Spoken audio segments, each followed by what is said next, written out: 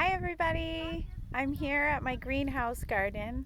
I've had lots of requests in the last couple weeks about how to grow your own food, how to garden in general, because lots of people have time on their hands and they'd love to learn to grow and be better at it. So I'm going to do a series of videos just about what I think is important. I'm not the supreme expert on everything growing, but I have a lot more knowledge than most, so I'm going to share as much of it as I can with you guys. At the bottom of the video in the comments, if you have any questions you want me to address, please go ahead and put them in there, and I'll do my best to find some time to answer and address them as best that I can. So today I'm at the greenhouse, and I'm just prepping the garden for it to be planted. So it's still a little bit early to plant too many things because we have nice cold Canadian spring. So we'll still get a couple of cold snaps in April and in May. That will be too cold for most of the seedlings for a lot of the vegetables. If you have a garden that's prepped and ready to go, you can put in spinach seeds now, kale seeds, and peas. Any of those will grow in cold weather. They don't mind a light frost. If it looks like there might be a day where we're gonna get a heavy frost, then you can always just put a sheet over them just to protect them a little bit. But a light frost is not anything that's gonna harm them, and they grow best in cold weather. So once we get into late June and July, those seeds, other than kale, will stop producing. So peas don't produce all year. They don't like the heat, and neither do the spinach. They kind of taper off. There's a few varieties that'll do a little bit better, but there's always something else you can switch it out to if you prefer. So I'm going to show you a little bit of what I have. So this is my garden here at the greenhouse. I'm fortunate because I have a really nice big space. There's my kids. Say hi, guys. Hi. And so we get to come out here and kind of look at all our space. So what I'm doing today is I'm just kind of raking everything out and flattening all of my humps. So I do row gardening. I like row gardening the best because it's the least amount of materials, it's the cheapest, and in my opinion, it's the most efficient way for someone to garden as much food as possible. Now, a lot of people really enjoy raised beds. They're very attractive. They have really great water retention, which will increase your yields over the years. And it allows you to control what's in your soil a little bit more because you're only adding in stuff. So if you have the ability to build raised beds, I think that's a really, really great option, and they work well. If you don't have that option, don't feel like you can't garden just because you don't have something that might be as advanced. You can just cut the grass out of your lawn and put in rows of really great soil, and then you'll be fine. You'll be growing. Triple mix soil is the best to start off a garden with because it's got a mix of different types of soil in it. So it's got the compost, then it's got your general garden soil, and then you usually got some sort of peat moss or organic mixed in there as well, just to kind of fluff it all up and give you good water retention. So all of this soil in my garden, I purchased this last year. So this is a full truck, which is a lot of soil. So all I'm really gonna have to do to it this year is I'm just gonna put on 1 or 2 inches of compost onto the top of each of my raised mounds. And so what's that going to do is going to help with my water retention this year. It's going to help fertilize it for the entire season. I know that sounds crazy, but I don't add fertilizer to my garden ever. I only use compost. And this is because compost doesn't just disappear as quickly. It kind of becomes part of your soil. And so it doesn't just wash out as soon as you have a rain. So that's the one big problem with fertilizers in soils, is that if you get a really big downpour, you can wash almost all of your fertilizer out in a week, and that's not really helpful to your plants long term. So that's why they have to be reapplied every 3 weeks or so once your plants are pumping. So there's nothing wrong with fertilizers if you use them. Just make sure you're using them on a schedule, and then you're putting them in when they're only going to get watered lightly. So don't put them in the day it's going to downpour. You're just going to wash out about half of them right away and be disappointed. So compost is great though. So that's where I was going with this, is I'm going to just put about 1 inch or 2 of compost over my whole garden before I start growing things. So right now I'm only starting 3 rows. So I'm only going to put compost on the 3 rows to start. And then on the other rows, I'll put it on right before I plant them. So about maybe a week before the end of May. Because I like May 2-4, right? That's when we can put all our plants out. So the plants that are frost sensitive can't be going out before them.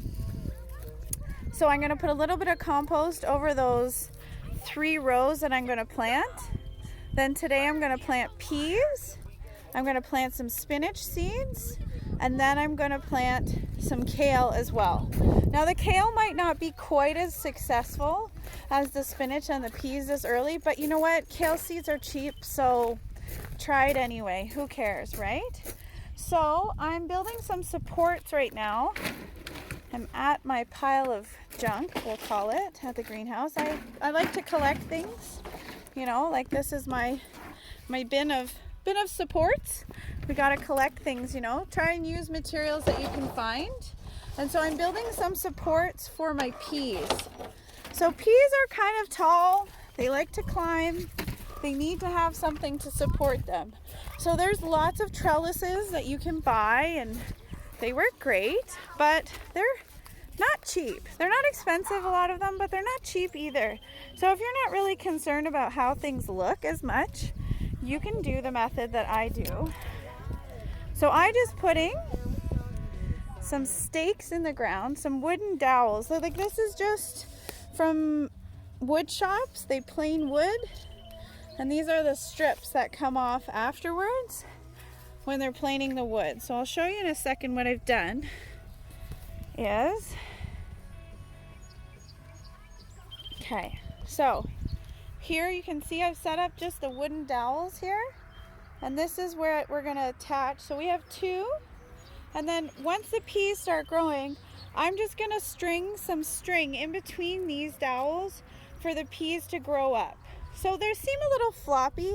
That's okay, I can reinforce them later. When the peas are small, they don't really need that much help.